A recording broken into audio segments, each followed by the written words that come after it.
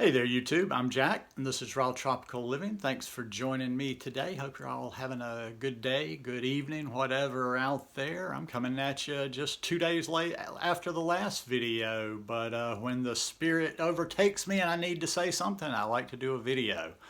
Today we're going to talk about raw food diet and detox. How bad is it, and how to control it. Guys, if you're not already subscribed to the channel, I'd appreciate if you go down there and hit that subscribe button now, and then click on the little bell and check send notifications so you'll stay subscribed to the channel. Yeah, I don't know, I was sitting around yesterday brainstorming into some different videos to do, some different thoughts and whatever, and yeah, just came up with a few ideas, and I said, yeah, let's just get the camera out again today. So detox, detox, detox. Everybody talks about detox all the time. I have never really focused that much on detox. That's not something I talk about on a regular basis because I think too many people just get obsessed with the detox thing. And once again, with the detox, a lot of heavy woo-woo stuff comes in. Detox is something that if you're still talking detox, detox, detox 2-3 years into your journey, I don't know, maybe you're definitely not doing your journey the way that I do mine. I never focused really on detox. And let me go back and just let me share a little bit of my story. Some of you people that have followed me for a while will know this. Like I always say with all my videos, I know I'm very repetitive, but I just like to repeat and try to home in on simple points. When I first, okay, we're going to flash back 8 years, let's see, a little over 8 years. We're going to flash back to 2012, to January of 2012. And that I had just, listen, I was a 30-year heavy drinker, a drunk. I was a big-time binge drinker. In fact, that day that I decided to start taking control of my health, I was just coming out of a really bad bender. And when I talk about binge drinking, I'm talking about where I would stay drunk for 4, 5, 6 days at a time. I mean, you know, you pass out at night, you wake up the next day, you got something to take the edge off. Maybe you have a few beers in the morning to ease into the day, followed by a Bloody Mary, and then you're back full on.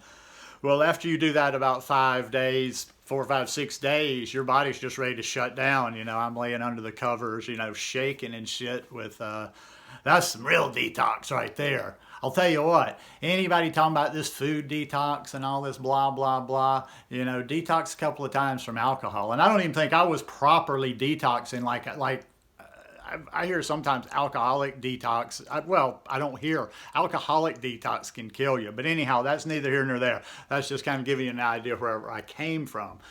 Well, somehow I knew this last drinking binge was going to be my last one. And as soon as I kind of, you know, I spent a few days just basically getting rid of the shakes and kind of getting my system back to where I could function, which meant putting a lot of bad stuff into my body to absorb what I was doing.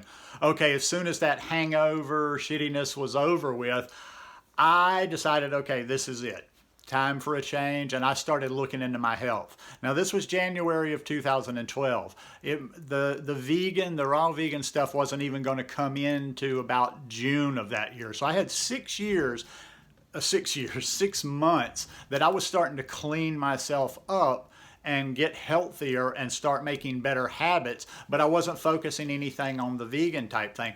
But as I have evolved in this journey, I have kind of figured things out, and that is that I started that day that I started on just focusing on the health, not about raw, not about losing. I wasn't trying to lose weight. All I really wanted was health. I wanted to repair my body. I wanted to try to take care of the damage I had done from all the drinking and the bad things. So I figured out later in that time between January and June, I was detoxing or I was transitioning to this lifestyle very slowly without noticing it. Ergo, I didn't really feel detox all that bad, and I don't know that I really felt it because I was just doing things very slow. During that period when I wasn't even focused on vegan, raw, or anything, my natural instinct was just to drop the animal products. So over that 6 months, I'm dropping the animal products, and by the time we got from January until June, when I found out about vegan lifestyle or raw vegan lifestyle, I was already down to maybe eating meat 2 or 3 times a week, and I was in Costa Rica, so the portions were very small. Usually, a portion of meat down there, where the places I was eating, was maybe 4 ounces. So I was eating meat 2 or 3 times a week. I wasn't drinking milk. I was still eating cheese. I was still eating eggs. So I decided on this raw vegan thing, and I just, I jumped right in. Now, my thing was kind of odd.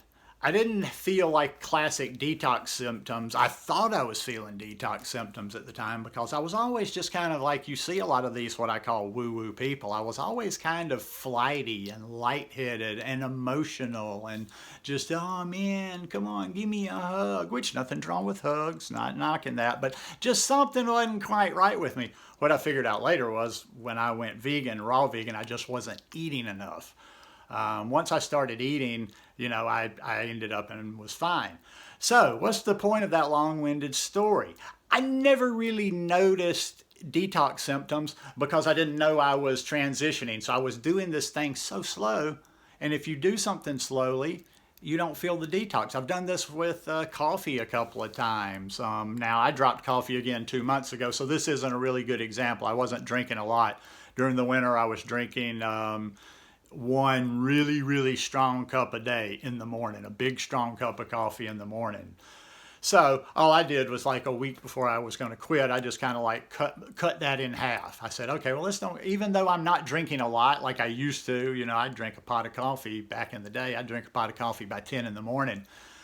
Then when you would do something like trying to quit coffee or whatever, if you stop something immediately, boom, yes, there's that detox. So you hear about the headaches with the food, depending on how you're eating.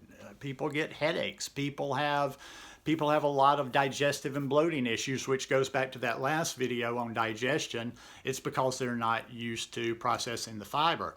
But let's just get straight to the payload here, not all the who's, what's, how's, and whens, but how do I control this thing? How do I do it at the rate that I want to? How do I handle it?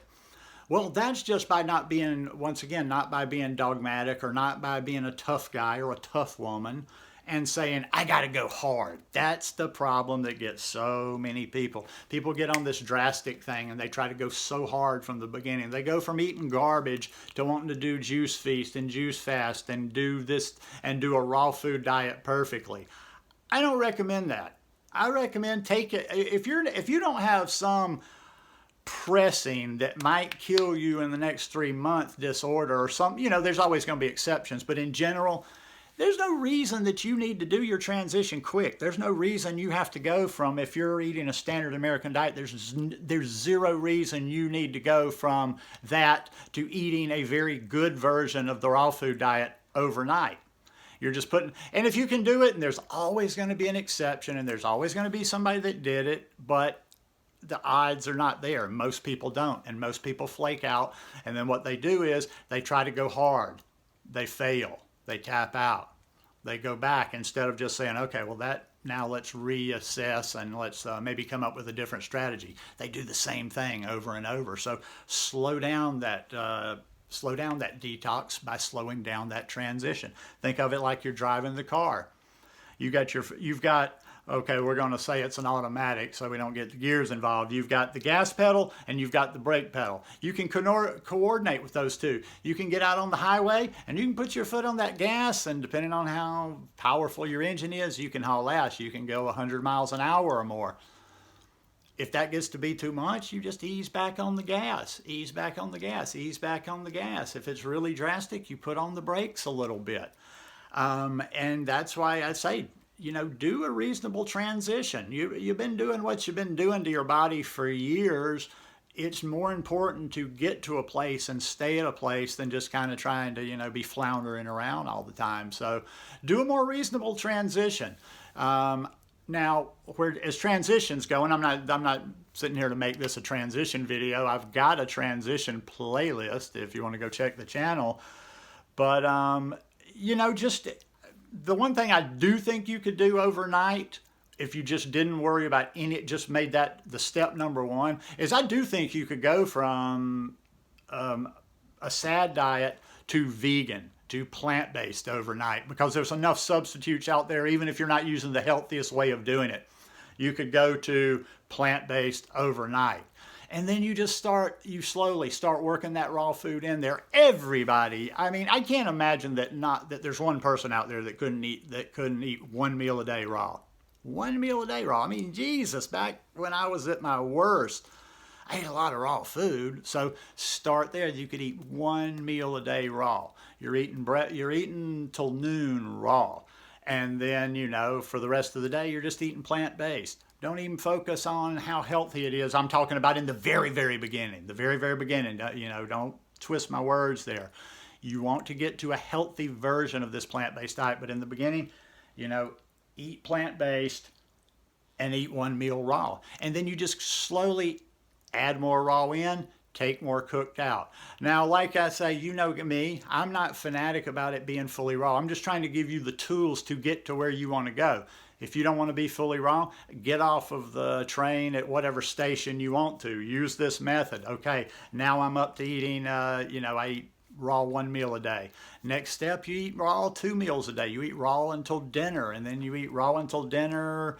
Then you eat fully raw 3 days a week. You eat fully raw 5 days a week. You eat fully raw 7 days a week. If you don't want to do that, work your way up to the points you want, and then just be happy there and tighten up the cleanliness of how you're eating where you are there. But there's just all kind of little tricks. If it's an immediate thing, people go way too crazy or way too fast, way too soon. They get out on, no fat in their diet. Sometimes their body's not ready to handle no fat or super low fat for a while. And you can also kind of control that by upping your fat intake a little bit and then dropping it back down when you feel more comfortable. The point of all this isn't any kind of a particular. It's just like, what's the hurry? What's the big hurry? Like I say, unless you've got some really crucial health condition that it's like, if I don't get this done as quick as possible, and then you should maybe get a little bit of help on it if you're struggling. But detox doesn't have to hurt. This lifestyle does not have to hurt. There's a way that it could be set up that you could go from standard American diet to a very clean version of the raw food diet without any pain or with very little pain. Anyhow, just my 2 cents worth. Hope you guys enjoyed this one today. If you like it, please give me a thumbs up. And I'll see you again maybe later this week. We'll see if we get in 3 or 4 videos this week. Peace.